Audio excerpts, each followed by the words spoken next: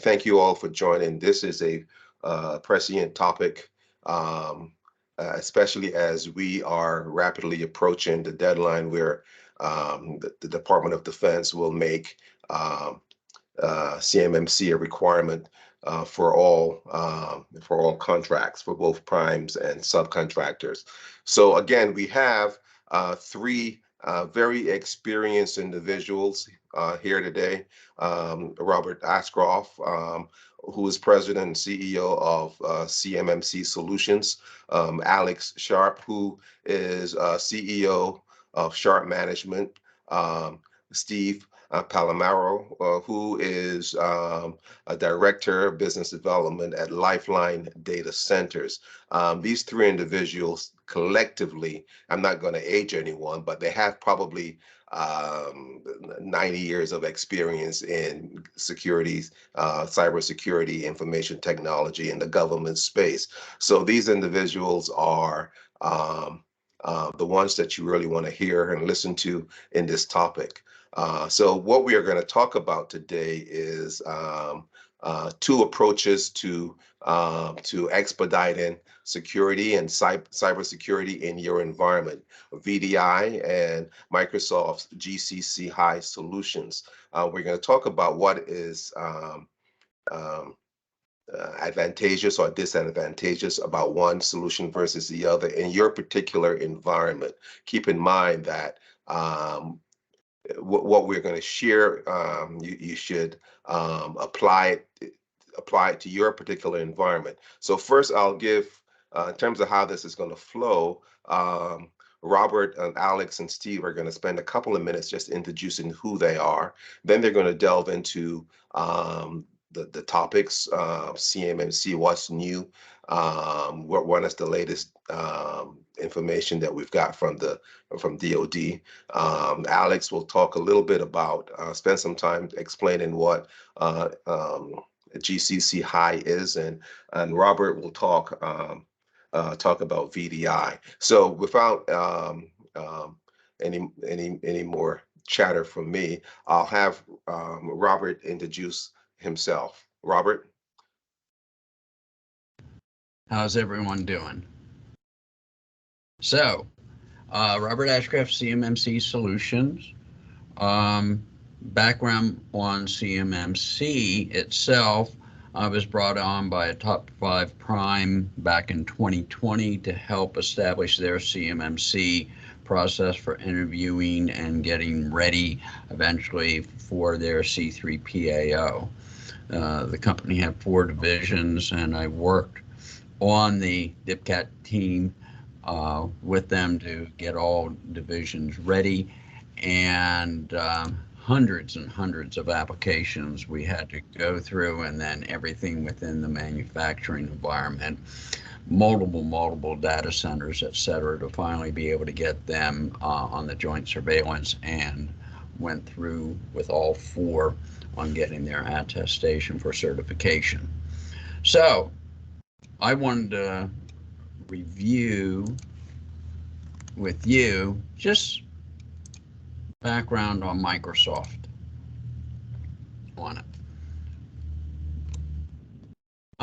So one of the issues that comes up is about Microsoft, and there's the GCC and then the GCC Hight. And this is where, because of the CUI, the GCC Hight is a needed component.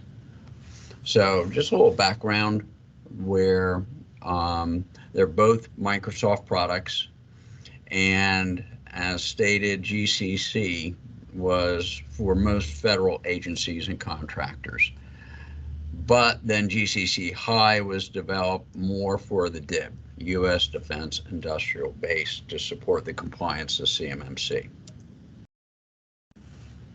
So when you get into GCC Hight, one, it's a U.S. sovereign cloud. As everyone notes that with CMMC, it's U.S. based. They don't want the international commingling of data centers and everything to occur. U.S. persons only. That way it will support the ITAR, EAR, et cetera, that's required with CMMC. So GCC Hight is the only version of Microsoft 365 where Microsoft will attest to the DFARS 252, 204, 7012, and support the U.S. data sovereignty requirements. So with GCC Hight, one concept with this is, especially going in with contracts, and if you're going to bid on contracts, maybe today you do not hold any CUI, but coming up with the competition with contracts and especially certification, you want to go ahead and make sure you can get certified so that you can maybe be one of the few or in a select group to be able to go and get the contract. So that's where you choose to go to GCC Hight. And in the other part is if you're in GCC and you decide, well, I'll do that and then I'll change. Anytime you go to change environments, there's you have the cost and time effort to be able to do that with it. So one thing that you want to make sure that you do when you're going in and establishing who you are and what you have is get your system boundaries, and also your security capabilities that will be required to be able to establish and get the appropriate license. The other thing are enclave deployments, where depending on the contract you have and the requirements of the contract, you cannot mix commercial with the defense areas. So you want to be able to make sure that you have these all defined and you have the appropriate controls, and that Microsoft then can allow you and help architect for you to have. That way your data flows and that you have structured will be in the enclaves laid out and showing the separation of the commercial or let's say non-CUI organizational applications and area. So I put this together, but in looking at CMMC, I think kind of a nice overview is make sure that at the executive level you have strategic planning. The leadership backs your alignment session and the roadmap that you're doing, and then you have to make sure that all departments are going to be cybersecurity ready, as well as within the operations and manufacturing, that they go and they have, I suggest, a boot camp for it so that they're all on the same plane. And then probably the last but not least for sure is security awareness training. One thing that I've seen is that, and it's not unique to the CUI and defense, but across the board as we see breaches and everything with it, probably the easiest avenue is through email, where they get caught in phishing or just not being aware of security elements around them, where CMMC and the training, especially in role-based training with CMMC, they'll know where the CUI is in the role and applications that they have to deal with. Okay, back to you, Philip. Well, thanks very much, Robert. That's an excellent overview. Steve. Yes, can you hear me? Are you there? Are you ready to give an overview? Yeah, first tell a little about yourself and where you are. Sure. Can you guys hear me? Yes, I can. Okay. Yeah. Well, thanks, Philip, and thanks, Bob. So I'm taking actually Steve Palamara with Lifeline Data Centers, and I'm taking the VDI approach. Bob was doing the GCC Hight. What my background is I've been working since back in the initial release of 800.171 with the defense industrial base, small to medium sized companies for about 5 years now. And it was with the company, we were doing gap remediation services. Pretty much everybody at that point was a full gap, and they would go into remediation pretty much all on premise. And my time at Lifeline has been spent focusing, since Lifeline is a secure data center, more on taking a little bit different approach, leveraging our security posture in virtualization to be able to get companies compliant more rapidly. So that's what I wanted to go over with you today. Okay. So let me go ahead and and share my screen here. Does everybody see that? Yes. Great. So what we put together is a program that we call CMMC Fast Track, and we're saying it's the easy button to CMMC compliance. And with the rule being at the, and Alex is, I know, going to cover this, but with the rule being over at the OMB and OIRA for finalizing here we're expecting within the next 30 to 60 days, it's never been more important and more present to be able to get companies to compliance in a rapid pace. So let me just make sure my slide's advancing here. Does that advance for you? Yep. Yes, it did. Great. So this is the ecosystem that we built, and I'm going to kind of break this down for you. It's all centered around our secure data center.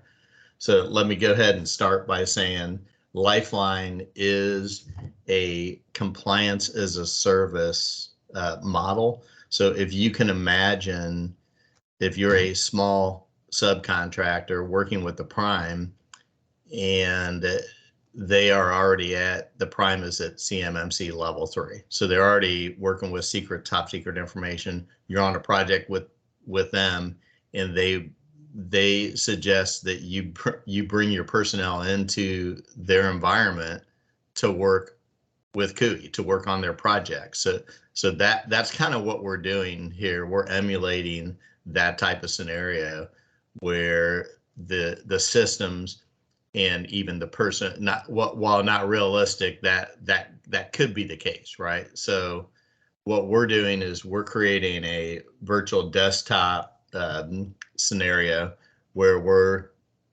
taking our security posture. We're a DISA level 5 high trust ISO 27001 environment. We're already hosting secret and top secret information in our data center at CMMC level 3.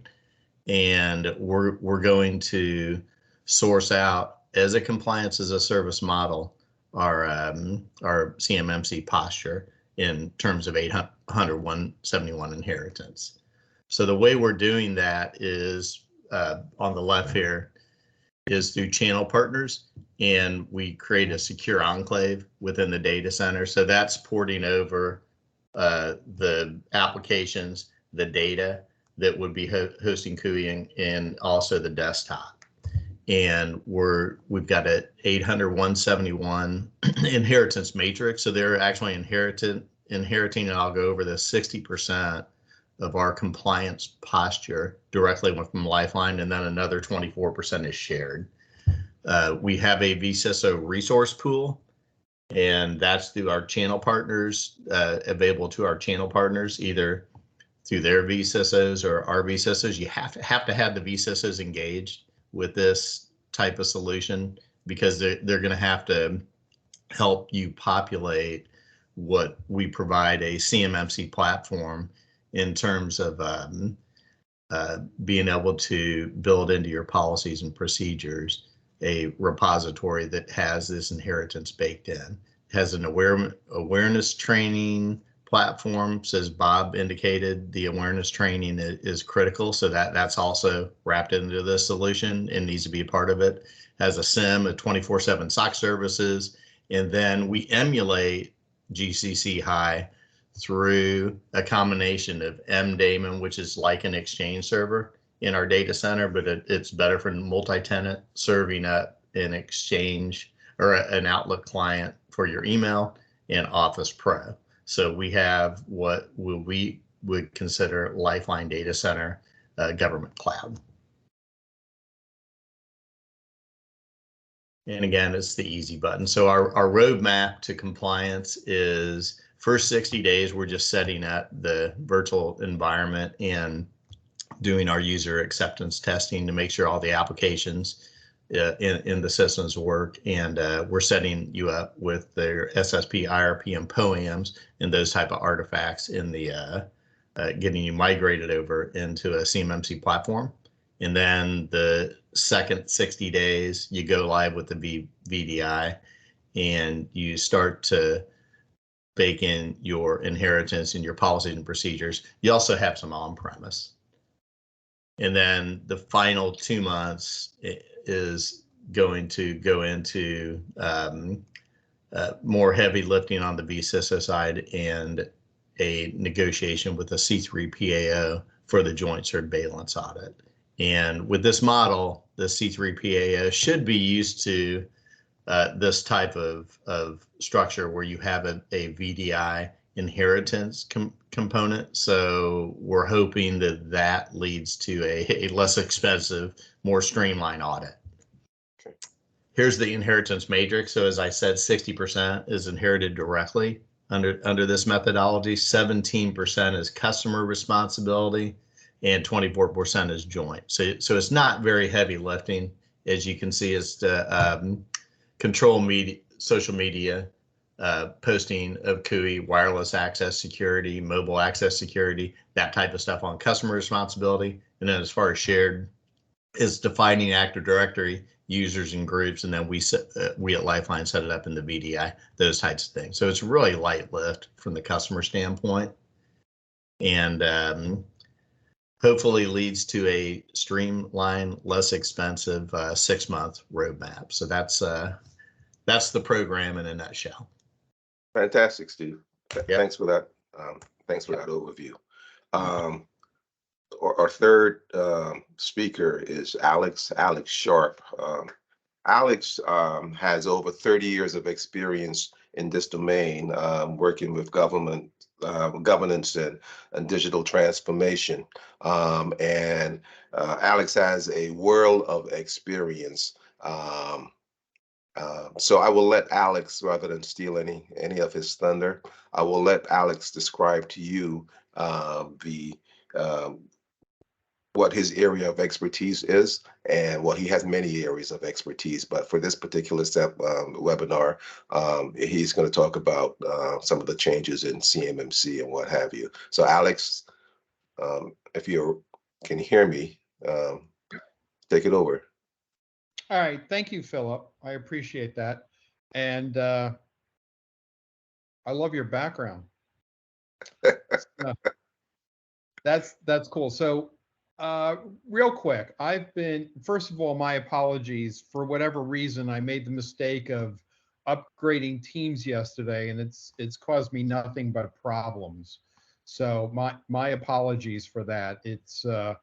It's amazing how often technology gets in the way of doing technology things. So, my apologies. Now, with that said, to Philip's point, I've been involved in this space for a very long time. I earned my gray hair. I actually started in what we call cyber right out of college, working for the intelligence community years ago, decades ago, before we were even using that term, and ended up going into business strategy and operational improvement because, while I loved the cyberspace, it just wasn't the lion's share of the business like it is today.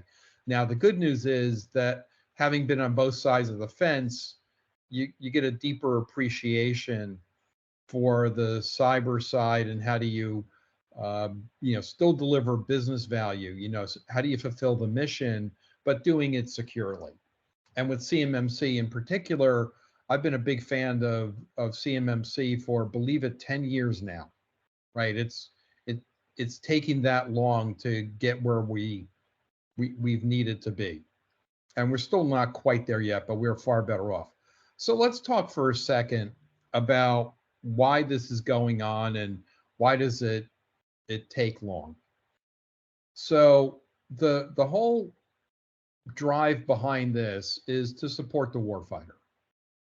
That's simple, right? That's the driver around CMMC. It's a Department of Defense program, and it's driven because a few years ago it was calculated that we are losing about $60 billion a year to our adversary. So the people that want to hurt us are, stealing our intellectual property and using it against us, right? So if you look at the numbers, China, who was pretty far behind us with artificial intelligence, is now roughly on par, right? So we've lost the ground because we lost the technology, and we've lost a lot of the data. If you know anything about AI, it's very data driven.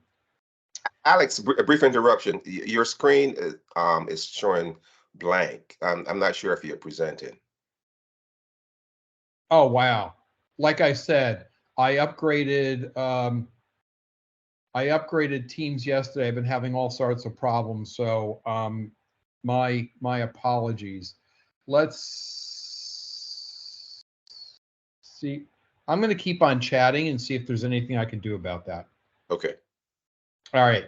So this way we don't lose momentum. And again, my apologies. Last thing I should do, I should learn not to do upgrades the day before an event. There it is. Okay. All right, sorry about that. All right. So I'll just keep on chatting, and I'll try to go through it quickly so the folks with the slides can get back on camera, and we'll make this work a little better. All right, so it started because we're losing about $60 billion a year to our adversaries, intellectual property, right? And that's not only the warfighter, but we're talking about losses to our economy, losses to industry.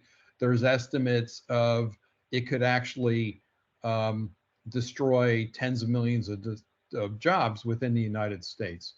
So the Department of Defense set out a program to protect the unclassified information. We know how to protect classified. We do a really good job at that. There's instances here and there, but we know how to do it, right? There's always room for improvement. But when it comes to this controlled unclassified information, we stink. Plain and simple, because we've paid so much attention to the classified part. So the CMMC program was created. We are now on version 2. Why does it take so long? Simple. Big ships turn slow. And the fact is, we don't have a big ship with a small rudder. We have a huge ship with a lot of small rudders that don't always point in the same direction. So we had to go through a process where the program and the enforcement mechanisms, and this is important, the enforcement mechanisms are legal. They're in laws, and that took Congress. So with the congressional approvals done and the legislative backing, we could then create a program which is called rulemaking, which is a fancy way of saying put the meat on the bones and get agreement on it, which is then passed over to the Office of Management and Budget within the White House, the OMB. And then once approved, you could go forward and do good things. And that approval will take 1 of 2 roads, probably in the next 30 days. And that'll either be approved as an interim rule, which means it is official the moment OMB declares it an interim rule, or, which happens historically, is that it will then go out for comment, and then all the comments must be reviewed. It's called disposed of, which kind of sounds like they're thrown out the door, but they're not. It's a legal term. They're reviewed, commented on, they're incorporated. If they're not incorporated or partially incorporated, it needs to be explained, and then it becomes the enforcement mechanism. Okay, so that basically means within the next 30 days, we're going to get an interim rule, or probably within the next 9 to 12 months, we're going to get something full-fledged with the comments that'll be in effect. No matter how you look at it, we're getting really, really close. The major holdup is that out of the, let's talk high-end numbers, it's been estimated that there's up to 400,000 entities in the defense industrial base. That's small companies, handful of people, up to some of the world's largest corporations. The trouble spot has been, what do we do with these SMBs or SMEs, depending on what you quantify, small and medium enterprises, small and medium businesses, because they don't necessarily have the internal expertise or the resources to comply with CMMC. So what do we do about them? Excuse me. It's exactly what we're talking about. Those organizations tend to rely very heavily on third parties, MSPs, MSSPs, SaaS providers, and the like we're talking about here with Lifeline, VDI, GCCI. So how do they factor in? And that's the holdup, and that's the road we're going down, and the reason for this. So what do we do about that? Simple. If you look at the CMMC timeline, when the rule's in place, if you are going to be awarded a contract, call it 9 to 12 months from now, you must have received your CMMC certification for the level of data that's required for that contract, which means either FCI or CUI. Government, as we all know, loves 3-letter acronyms, the TLAs. So you need to comply, you need to be certified at the level 1 or level 2, and then you can be awarded contracts that are at that level. And that even includes continuing existing contracts. So let's walk through everything that's needed to get to that level. So it might come down the next 9 to 12 months, but you only get one shot, broad terms, at becoming certified. So what you really need to do is have a pre-assessment done. You need to remediate and then apply for certification. Let's walk through those numbers. To apply for certification, your controls, your plans, your mechanisms must be in place 90 days before. So let's walk back from that. You don't have 9 months to 12 months. You really have 6 to 9 months, because you need to be in place for 90 days beforehand, which means the assessment had to be done. You need to remediate. So long story short, if you look at the projected timeline, if you don't have an assessment, an objective assessment in your plans for no later than January or February of 2024, you are behind the curve. Digging a little deeper, we have 400,000, largest estimate, of organizations that need to be assessed. We don't have that many assessors. We don't have that many assessment organizations. So even if you jumped in the queue in 6 months, there's a good chance nobody will get to you for another 3 to 6 months. That's why it's so important to get your pre-assessments done, remediate, and then get in the queue for an assessment.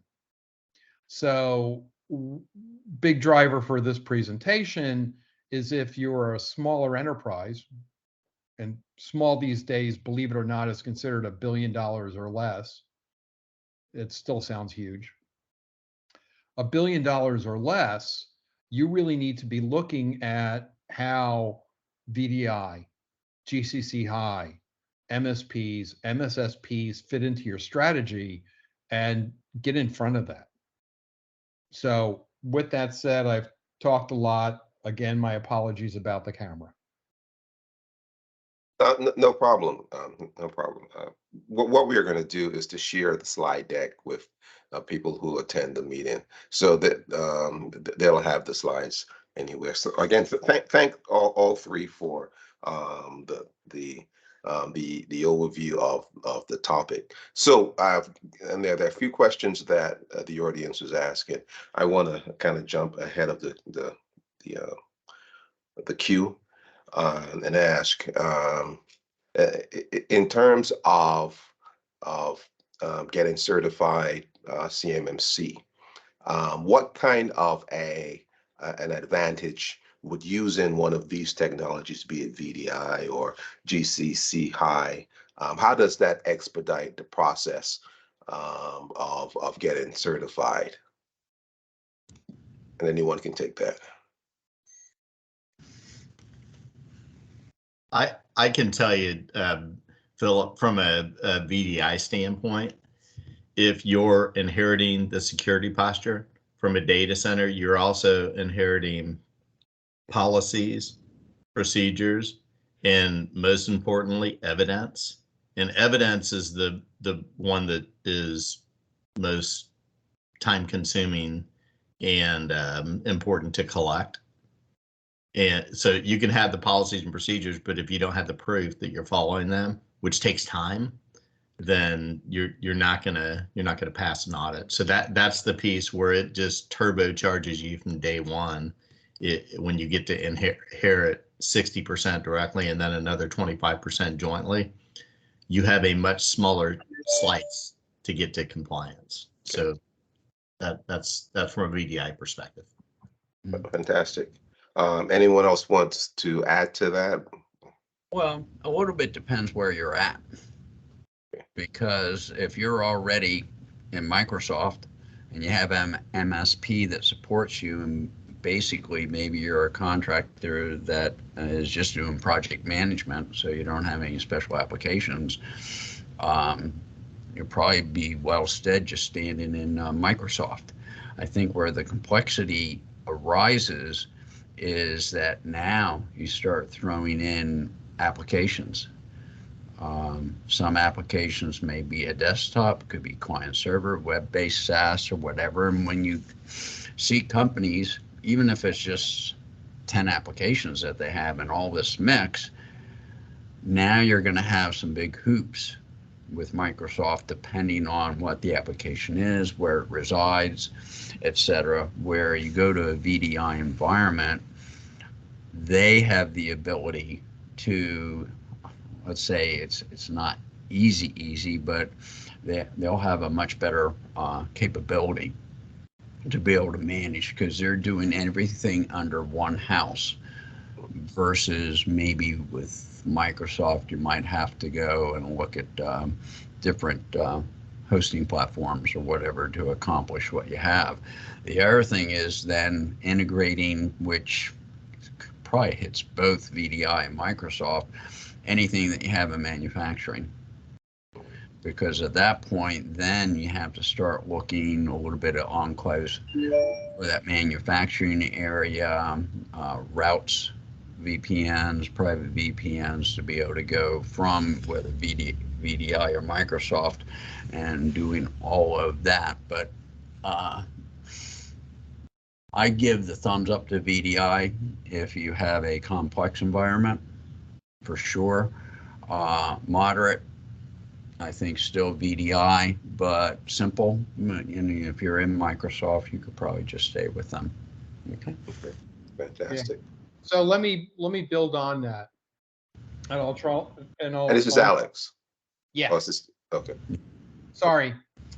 Let me build on that a bit, and also take the opportunity to answer one of the questions in the chat. So again, it comes back to the needs of your organization. One of the things that happens with GCC Hight is you get something called a SOC 2 report. And in that report, it tells you what security services actually it controls, for folks that are familiar with those terms. It tells you what controls are provided. What does it do for you? In that, it also maps out what you still need to do around that, compensating controls, what's still your responsibility, things like that. So one of the nice things about using something like a GCC Hight is it actually helps you with the roadmap, right? They've done a lot of work for you. It's already gotten a blessing, right? So you also inherit some level of assurance. Things like VDI have, in my view, humble view of the world, it has a huge benefit because if you look at major penetrations from third parties, many of them involve the exploitation of RDP, remote desktop protocol, which, if you look at all the alerts, pretty much everybody on the planet is saying, get rid of it. Because the RDP has its problems. Some of the problems are installation related and usage related. So VDI may help you resolve some of those issues. And then lastly, going back to the question in the chat, asked by Maura, is yes, level 1 FCI only is largely self-attestation, right? Which means that your CEO, and I'm giving you a little bit of latitude here because I'm trying to keep it simple, not all the nuances, but the CEO has to sign off and says, I attest my organization fulfills these requirements. We're doing what we need to do, blah, blah, blah, blah, blah. Okay. Previously, it could be done by somebody in IT, but now it is senior management that has to do it, right? And as part of that, there are a couple laws that are stated to them about how they can be held personally liable and by criminal penalties for signing off on something they haven't done the reasonable due diligence.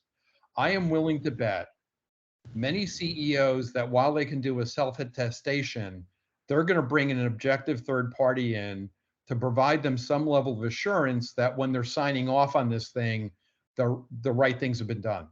The second piece is, if you look at the numbers, something like 7 out of 10 small businesses go out of business when they're hit with a cyber incident. So just the sheer fact of keeping your business alive and running and good business practice, more than likely, I'm willing to speculate that many SMBs, even though they can do self-attestation, they're going to be looking for some level of assurance. And if that comes from an external third party, so be it.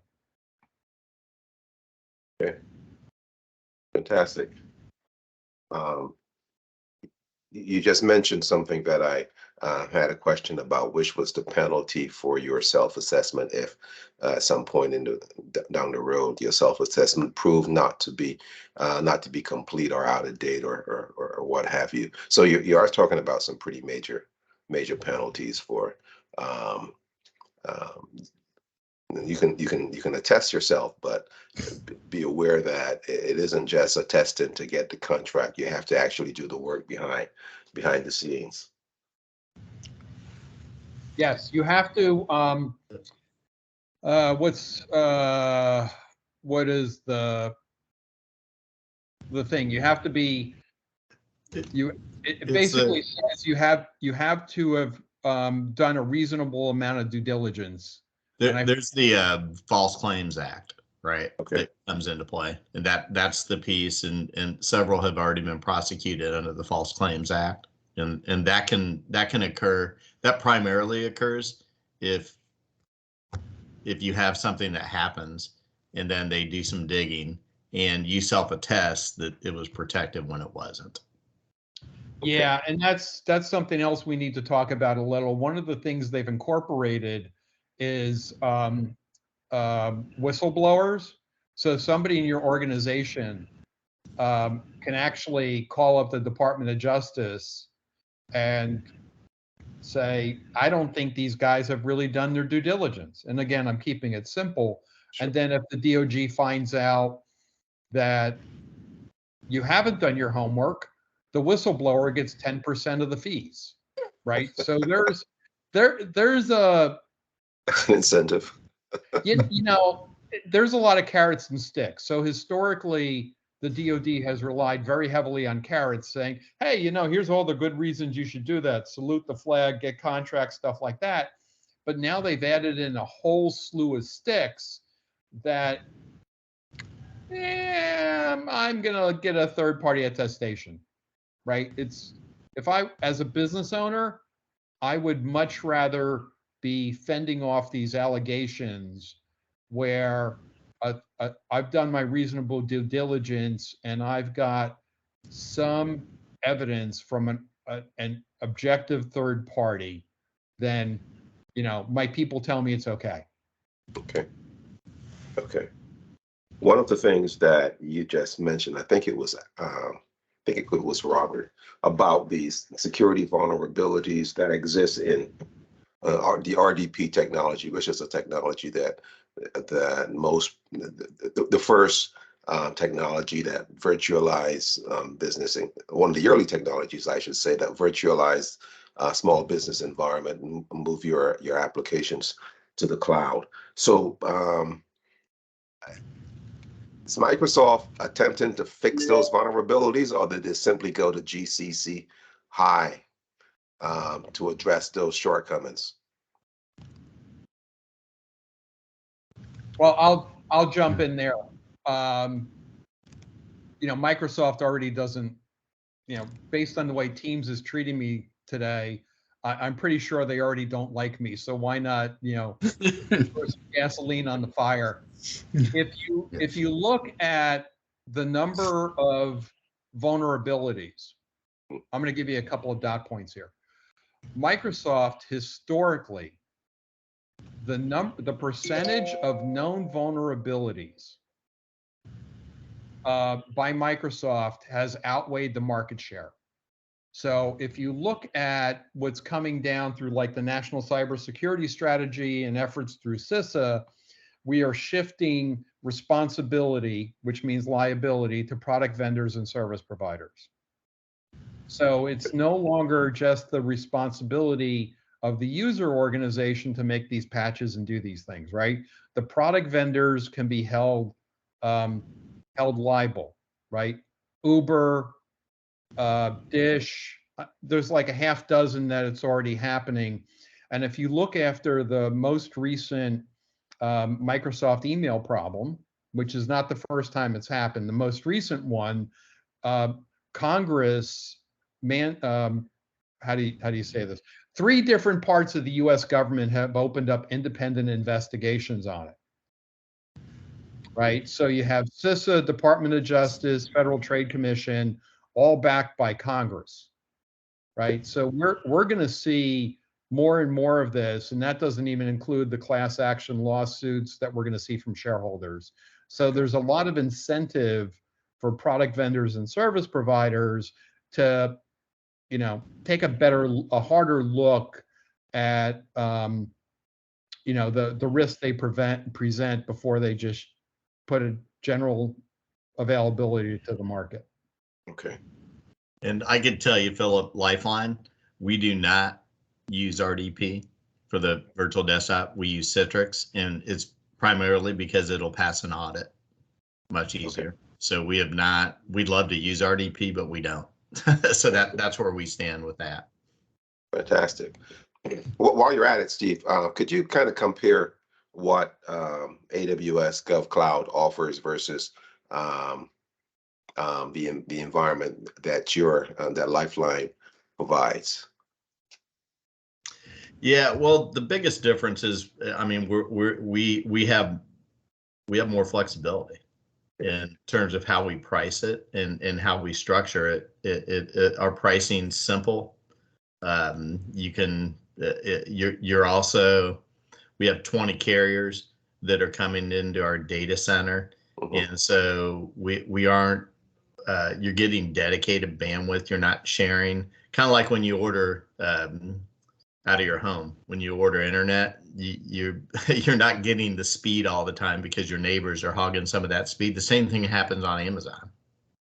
Okay. And so we don't have those challenges controlling and piping into our data center. But the primary thing is that you know the price you're getting, and we're more flexible, and we don't have any. There is zero foreign hosting. It's all U.S. hosting in our data center. Okay. So we're already hosting secret and top secret projects within the data center, and we're just extending that security posture out to our customers. Okay. As a small business, one of your primary concerns, especially if you're in the leadership role, is costs and minimizing cost. Can you? Am I putting you on the spot by asking you to kind of give a range of what a small business can expect in terms of cost when they're moving towards CMMC certification? What elements do they have to consider, or should they consider? And what things you would recommend they bring in an outside expert to do versus what they and their staff can do internally? Do you want me to take on that, or you want one of the CISOs? Anyone that can respond, or all of you that can respond. Well, I could just tell you and Bob will probably want to weigh in too, but from my perspective, if you can make it all, when you're trying to do it all on your own and you're doing it all on premise, you've got hardening of systems, you have firewalling, you have strict policies and procedures that you have to have in place. You have to have tier 1 through 3 support from your MSP. So you've got a lot of, it's heavy lifting.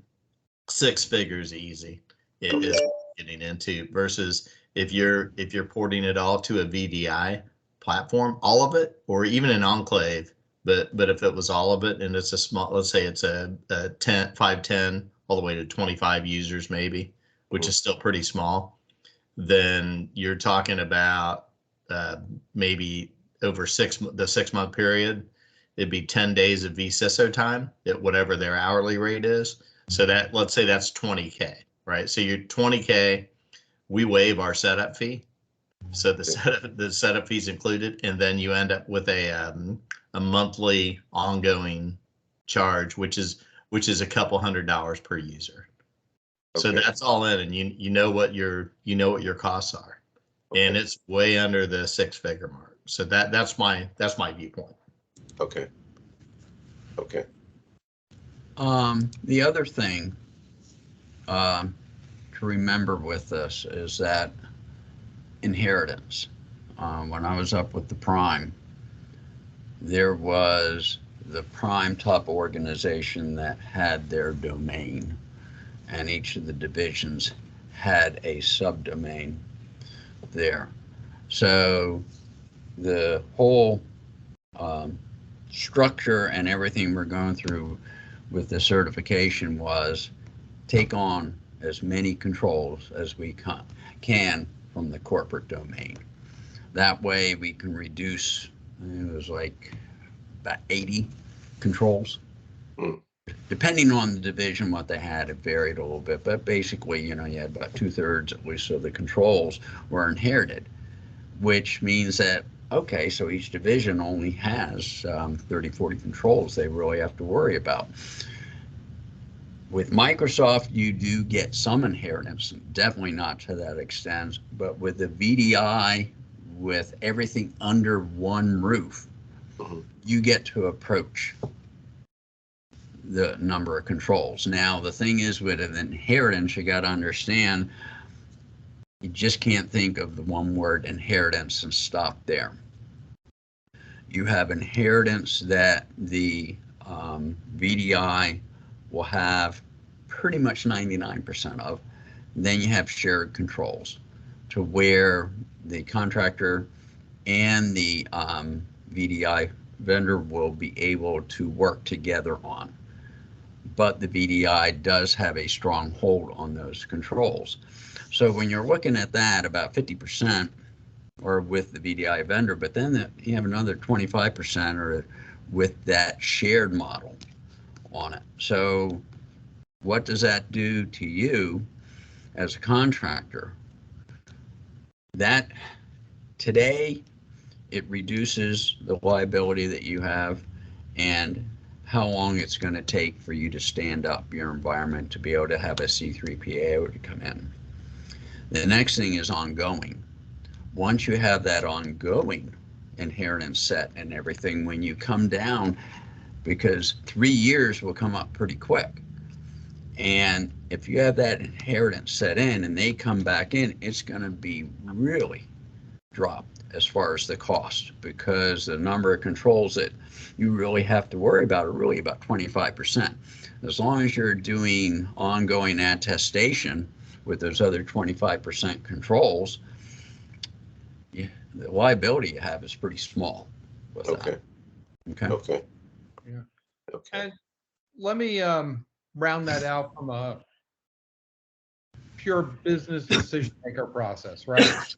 As a business owner, you want to look at your capital allocation.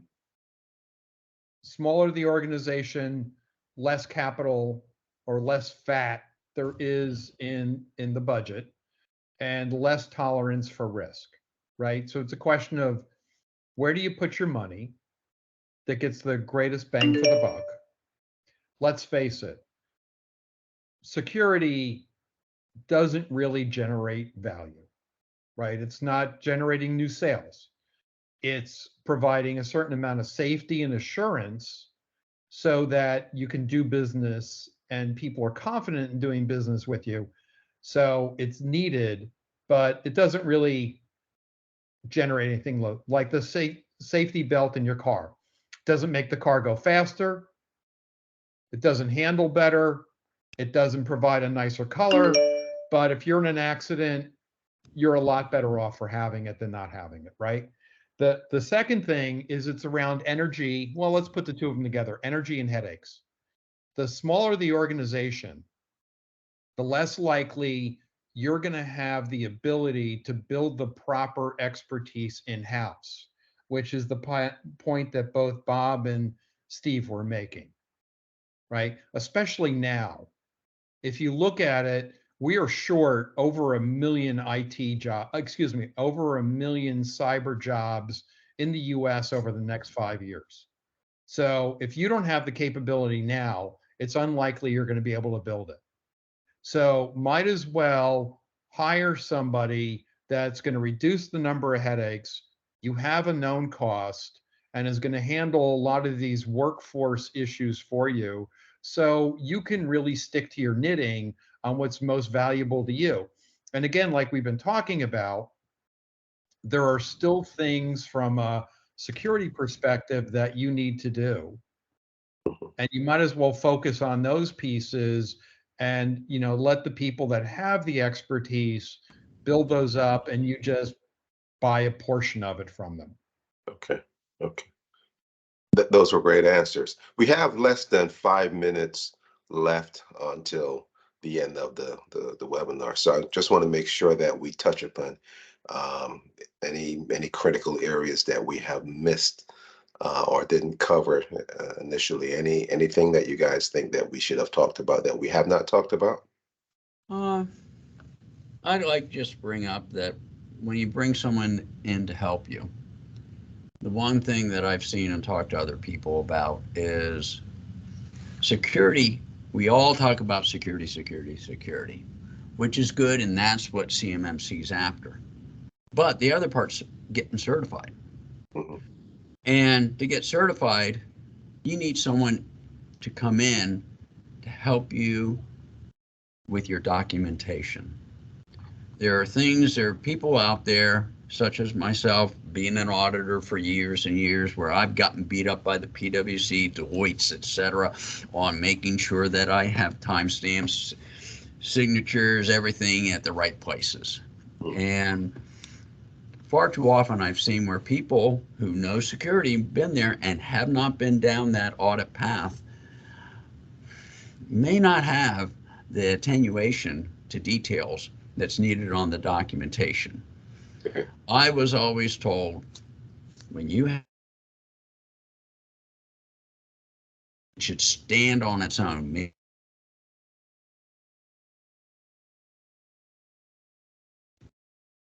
Robert, I'm not sure if you can hear us, but if you can repeat the last 30 seconds, you kind of. Yeah, I saw it went out. So if you have someone come in, you got to make sure that they can have the documents stand on their own so that no questions are asked. That way you don't want, as soon as they start asking a lot of questions, they're going to dig. And they're going to find something, because nobody's perfect. You're always fixing something, trying to do something. And believe me, that's the last thing you want. So the better presentation you have is better. So get someone who knows how to present it for you. Do your research. Fantastic. So I want to wrap up now. This was, we just scratched the surface of this topic. There's so much more that we need to discuss and we could have discussed, but obviously we didn't have the time. So what I will do is to share the slide deck from these presenters with the audience. And we're going to do this again in the near future. We just try to pin down a date. So for closing remarks, Steve or Robert or Alex, any closing remarks do you have? Yeah, I just have something really quick. It is kind of to Bob's point, is whether you have GCC High, whether you're doing all on-premise or VDI, the one thing that we include with our solution is a CMMC repository. So a lot of these gap remediations that are happening, it's Excel spreadsheets and the spreadsheet from hell, right? And the Word documents, and it's tougher to build, it's tougher to maintain, and it's tougher for the auditors. So if you can get yourself plugged into a good CMMC platform repository, and there's lots out there. We focus in on a couple, 3 ourselves, but there's lots of them out there. That's what I want to leave you with, is that above everything else, for meeting compliance and for continuous compliance, keeping it up to date. Thank you. Yeah, the only parting thought I would give is just to highlight the fact that these dates are coming up awfully fast. And there's tremendous demand that's been building. A lot of people have been waiting for, I don't want to say all the right reasons, but I get why. But when that dam opens up, there are not enough assessors or assessing organizations around. I'd hate to be stuck in the queue and wanting to bid on a major contract and told I can't. Okay. Yeah. Okay. Fantastic. Good advice. This recording will be made available to all the attendees. And again, Steve, Alex, Robert, thank you for your contribution. And until next time, thank the audience for attending. I know that this time of day is always a busy time of day. You'd rather be eating breakfast on the West Coast or lunch on the East Coast. So again, thank you all very much, and have a great rest of your afternoon. Okay. Bye. Thank you. All right. Thanks, everyone. Thanks. Thank you. Bye-bye. Bye-bye.